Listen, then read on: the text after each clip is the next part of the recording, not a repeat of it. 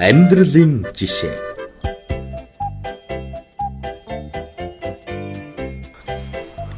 Шинэ амьдралын мод. Ах トゥ улаан үнэг болох Ральф Рожер хоёр цэцэрлэгтэй тарьсан сайхан модоор алдартай. Хаан тулсын хамгийн шилдэг мод тархичид. Эндхийн хамгийн том газар эзэмшигчдэж мод тарьж ургуулах ажлаа ах トゥ үнэгээр хийлгэдэг. Үнэгнүүд ч энэ чадвараараа ихээхэн бахархдаг байж.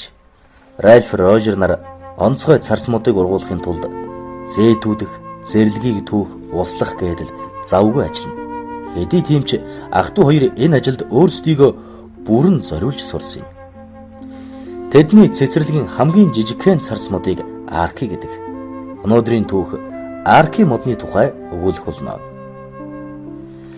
Хаан тулсын төвд хааны цайз оршино. Хаан цайзаа сайхан болгохын тулд олон том ажлуудыг хийлгэдэг байжээ. Энэ удаа ажилчдаа дуудан хааны газар гэж харуулахын тулд энд юу хийх хэрэгтэй вэ? Би шинэ цэцэрлэгчийг хөлслөх хэрэгтэй юу? Ажилчдаа халах шаардлагатай юу? Тийм биш бол явж ажилцгаа. Миний цайзын эргэн тойронд байгаа газрыг үзэмж төгөлдөр онцгой сайхан харагдах үс болго гэж тушаалаа. Ажилчид хаандаа таалагдахын тулд шургуу ажиллаж байлаа. Хаан өөрийн цайз руу ордог хаалганы өмнө 7 ширхэг царс мод тарихыг хүссэн. Цэцэрлэгчид хааныг хамгийн сайн царсыг өөрийн газартаа тарихыг хүсэж байгааг мэдсэн учраас ах トゥ улаан үнэгт царс модныхоо хамгийн сайныг цайзад авчир гэж илчилгэлээ. Рожер Ральф хоёр хүсэлтийг хүндэтгэлтэйгээр хүлээн авч хааны цайз руу явлаа. Тэд тэргэндээ Арки модыг оролцуулан 8 царс мод ачжээ. Царс моднууд чухам яах гэж авч байгааг мэдээгүй бөгөөд Арки их айж байлаа. Тэр юу болоод байгааг ойлгоогүй бөгөөд халуун хөрснөөсөө булга татуулснаас болж даарч байлаа. Цайзын хаалгач нар хааны ажил томилогдсон ирсэн царс моднууд болон Ральф Рожер нарыг сайтар шалгалаа. Хаан зөвхөн шилдэг зүйлд сэтгэл нь хандаг учраас хаалгачид сонголт хийхэд маш хянамгай хандсан.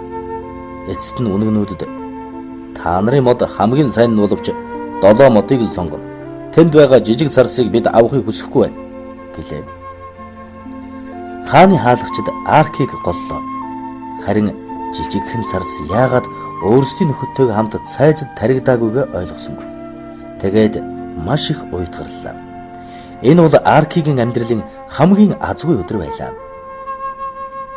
Рожер Ральф хоёр цайзаас явхаар хөдөлтөл бороо орж эхэлсэн.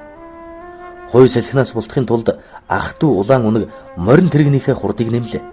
Тэд их зөндрөө суруудахад Арки тэрэгний ард талд яг бөмбөг шиг ойж був. Гэнэт морин тэрэг том зүйл мөргөж Арки шидэгдлээ. Бяцхан Арки өнхрөн дэнж рууруулаа. Аркигийн азгүй өдөр үргэлжилж улам их бэрхшээл амссаар. Арки нэгэн чулууны хажууд унлаа. Яг энэ мөчөд бяцхан царс үхэж байгаагаа мэдэрсэн. Өдөржин үндсээрээ сугарсан гологдсон байдалтай байсан түүнд одоо мөч рүү хөдөлгөгч хүч үлдсэнгүй.